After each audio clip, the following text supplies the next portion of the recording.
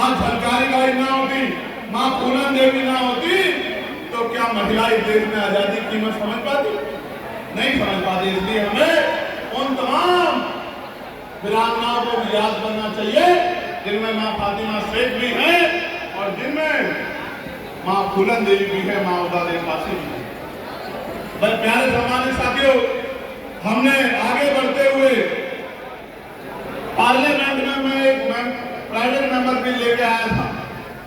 अगर आपने गौर किया हो तो वो प्राइवेट मेंबर बिल ये था कि जिस तरह से निजी क्षेत्रों को लगातार खत्म किया जा रहा है, सरकारी क्षेत्रों आप देखते होंगे लगातार सरकारी विभागों को बेचा जा रहा है, सरकारी नौकरी को खत्म किया जा रहा है।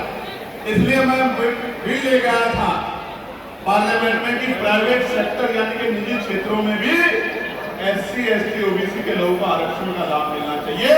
ये बिल मैं पार्लियामेंट में लेके आया था। आप बताओ ये बिल पास होना चाहिए नहीं होना चाहिए? दोबारा बताओ, होना चाहिए नहीं होना चाहिए? बहुत अच्छी बात। और चौथी हमारी मां, पांचवी हमारी मांग थी जो लोगों में चर्चा इस पे हो।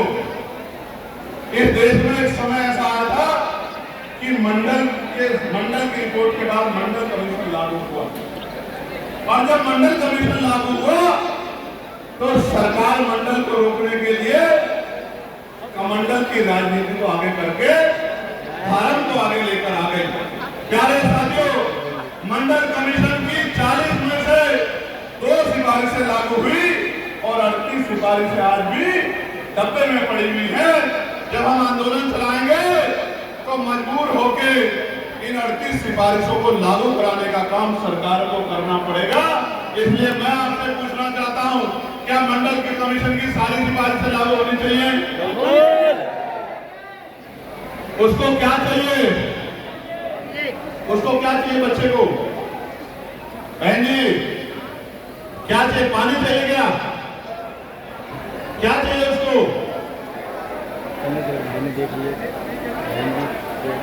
मम्मी के पास, तो इनकी मम्मी के पास भेजो भेजो भेजो भेजो भेजो। उठा के कहा है इनकी मम्मी? ये है, ऊपर को ले आओ, ऊपर को घुमा के ले आओ, जल्दी से ले आओ, दे दो। माँ को सौंप दो।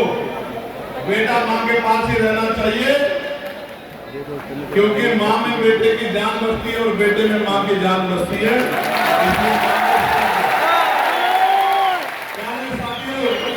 एक आखिरी बात मैं आपको जो हमने प्रबुद्धन सम्मेलन के जरिए चर्चा में लाई है, प्यारे साथियों,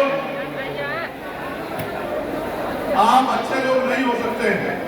जिनके अंदर गंभीरता नहीं है वो अच्छे लोग नहीं हो सकते।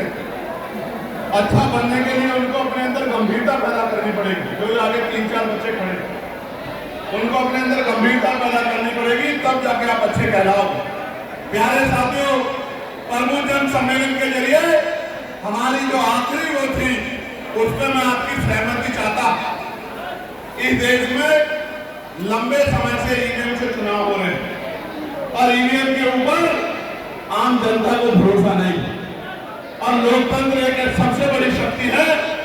अगर उसमें आम जनता का भरोसा कम हो रहा है तो मैं जनता से पूछना चाहता, चुनाव ईवीएम के जरिए होना चाहिए या बैलेट पेपर के जरिए?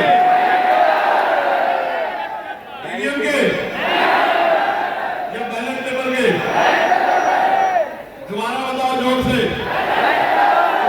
मैं तो गर्मी बहुत, उसको इधर भेज दो, उसको उसकी मां पे बैठ जाएंगे, इधर भेज दो, भेज दो, इधर हाथ इधर आ जाओ।